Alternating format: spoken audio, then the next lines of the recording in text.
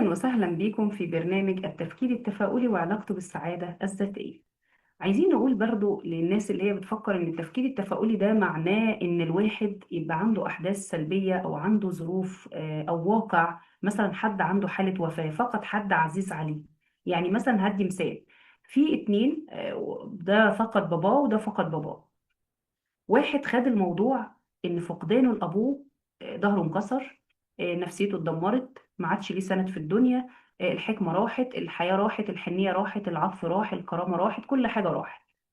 شخص تاني او اخ تاني في نفس البيت شاف ان فقدان الابوه لازم يكون، ان الموت ده حق وان احنا كلنا هنموت، وان والدي لما مات ساب وراه راجل يعتمد عليه يكون مسؤول عن نفسه وعن اخواته وعن الاسره بتاعته، ان هو لازم يكون يكمل مسيره ابوه، ان الوفاه ده حاجه طبيعيه وكلنا هنموت، ان انا بحب ابويا برضه وافتقدته، لكن بدل ما اقعد احزن عليه واعيش في كآبه واعيش في احباط، لا انا ممكن ادور على حاجه ايجابيه اعملها واكمل المسيره بتاعته، وان انا لازم اكون قوي وان انا لازم احزن وكل حاجه، ولكن ما اخليش ان الموضوع ده يحبطني ويدخلني في دايره اكتئاب، وان انا لازم اعرف ان ربنا سبحانه وتعالى لما خد من سيدنا النبي صلى الله عليه وسلم عمه ابو طالب والسيده خديجه في نفس العام واطلق عليه عام الحزن، كان ربنا بيقول له: يا محمد الك رب سوايا؟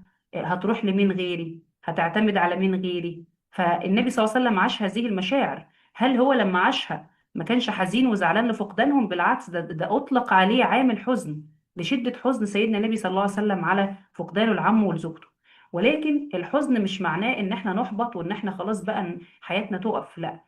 احنا بندي مثال ان التفكير التفاؤلي معناه ان انت تتقبل الموقف اللي انت فيه او الظروف اللي انت فيها، ولكن بمعنى مختلف. بمعنى مختلف يعني ايه؟ ما تديش الاحداث تفسير سلبي، لان العقل سبحان الله ربنا سبحانه وتعالى خالق الدماغ بتاعنا يفسر الأحداث وليس يسجل الأحداث. فلما حضرتك عقلك يفسر حدث أبوك إن هو حدث سلبي بدل ما يكون حدث قوة بالنسبة لك ويدعمك، ويكون بيقول لك رسالة: اعتمد على نفسك وخليك مع ربنا، ما تعتمدش على أي شيء زائل. وواحد تاني شاف ان هو لازم يعتمد على ابوه، وبعد ابوه ما مات الدنيا وقفت. فهنا تفسير الدماغ هنا سلبي وتفسير الدماغ هنا ايجابي. الاتنين هنا هدفهم: ده حزنان بطريقته وبعبر عن حزنه بطريقته، وده حزنان بطريقته وبعبر عن حزنه بطريقته.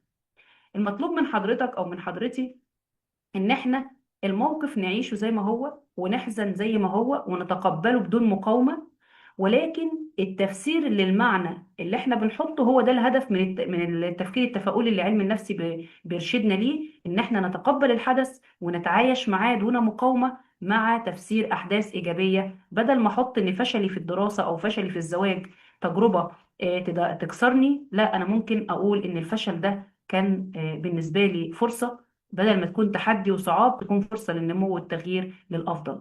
فأي حد بيمر بالشيء، أنا مش بفصلك عن الواقع أو عن الأحداث اللي أنت فيها. ومش هدف كورس التفكير التفاؤلي والسعادة الذاتية إن أنت تلغي كل الأحداث اللي بتدور حواليك أو إنك ما تعيشهاش، لا خالص. هي إحنا عايزين نعلمك في الكورس ده إزاي تفسر الحدث لصالحك بدل ما تفسره ضدك.